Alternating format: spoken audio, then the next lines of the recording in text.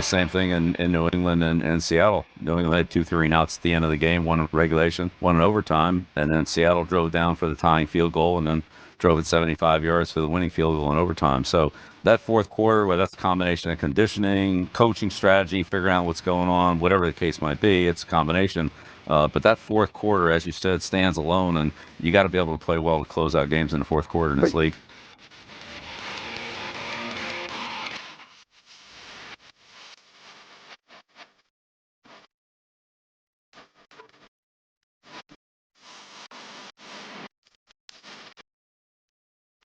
Bill Belichick, surrounded by cronies. That's the Coach podcast. It was Patricia to his left, Lombardi to his right, something like that. They're all sitting there on set, and he's just ripping into Jerod Mayo and his clock management. And the other two are just sitting there nodding their heads. Yeah, You're right. yeah, You're right, good Bill. take. You're right, Bill. Good take. Yeah, you were so good at managing the clock, Bill, Never in had a these problem. last few years without Tom Brady. And just brilliant at it. Let's all forget he won 4 games last year and ran the organization into the ground. Sure, let's all choose to forget about that because we're on Bill's payroll and have been for a long time. Literally those two. I mean, Patricia carries his backpack around. Isn't that for God's amazing? sakes. Yeah. Yeah, I guess it's a living, right? Yeah. He's that guy from the Flintstones. They're all just It's a living. they're all just waiting for their next gig. If Bill gets one. I don't think stuff like this helps Bill, to be honest.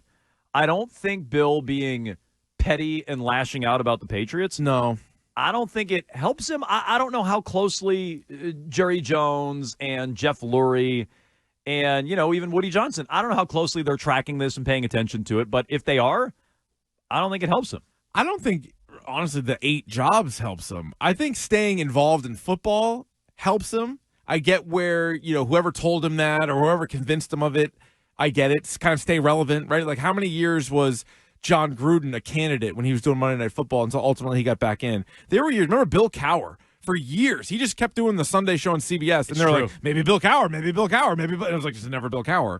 So I think Bill should grab a job, and then you are going to have to be asked about the Patriots. Like you do need to talk about the Patriots, I think, right? If you're in these spots, they're going to want to hear what you have to say. We were all floored.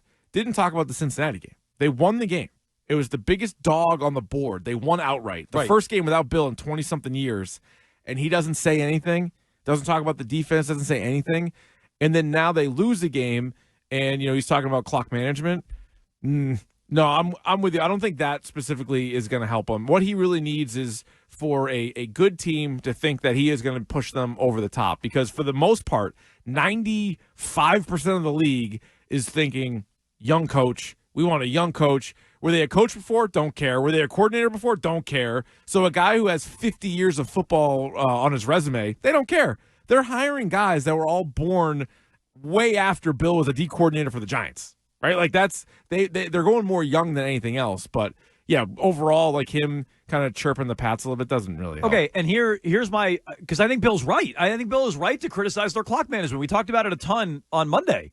But we also talked about the Patriots the week before and what they did right, and we gave Mayo all this credit. That's us being consistent. Yeah, that's 100% what it is. And so they won. They looked well coached. They beat a good team on the road in their opener. We gave them credit. They lost at home against a team I think they were on par with, a very winnable game that they blew, and we criticized them for it. Bill's only done the criticism after the loss. He completely tapped out the week before. Well, 2 weeks ago, that's my issue because Bill's not wrong. That criticism by Bill is right. It's fine. But yeah, you can't have it both ways. And so when Lombardi was specifically 2 weeks ago, where he brought up the Patriots winning kind of like an ugly game and, playing really good defense and finding a way to beat Cincinnati, and then kind of tossed it to Bill, and he's like, just like Pittsburgh. Yep. And you're like, wait, what? Pivoted right out of it. Like, how about 10 seconds on Jerod Mayo winning a game? And he's like, nope. Pittsburgh also won ugly. I can't give the man 10 seconds.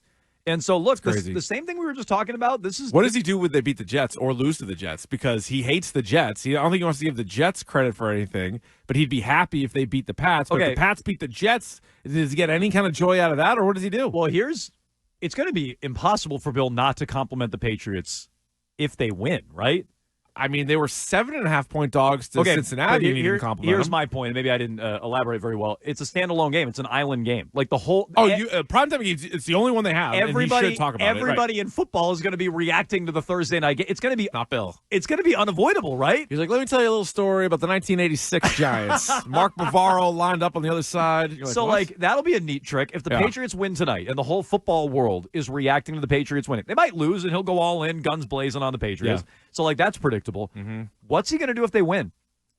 How's Bill going to squirm out of that one? You know he's going to try. No, I get it. He is as critical as he can be, because I still don't think he's going overboard with the criticism. Lay it on Robert Saleh. Lay it on the Jets.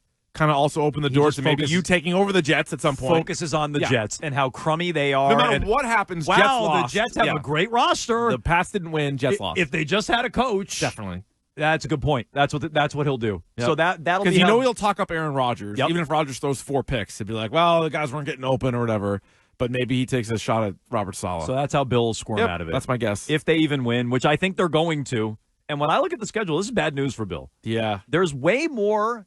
Let's all agree with this. Whether you have the This Patriots, is bad news for the league, because here come the Pats. Whether you have the Patriots winning any of these. Yeah, probably not. Can't we all acknowledge they're all more winnable than we thought going into the year? No, they are. The Jets, the Niners are all banged up. Miami doesn't have their quarterback. Houston, to me, that's still a game they're going to lose. That one they might get throttled. Houston offensively hasn't hit the ground running yet. Yeah, but by week 6, I feel like they might be pretty good. Their defense looks awesome. Stroud, to me, looks awesome. They had trouble against that Bears defense. Dude, I'll tell you, though, Jacksonville's a mess. Blows. The Jets a second time. If you already beat them the first time, you're like, okay. It's a big if. That one's at home. Yep. Tennessee looks awful. Blows. Chicago and Caleb Williams look awful. I don't even know if Will Levis will still be in there by then. Fair. How long can they keep playing him? The Rams are 0-2. And everybody's hurt. Banged up. They're the Rambulance. They're the Rambulance, for God's sake. In the Rambulance. There's 2 teams in the Rambulance tier that they play. Miami again and then Indy. And now you're to the bye week. It's like, I don't see that. Cruising. I don't see that many games they can't win. So, look, they might only steal 2 of those. Problem is, if they keep chipping away like a win every other week,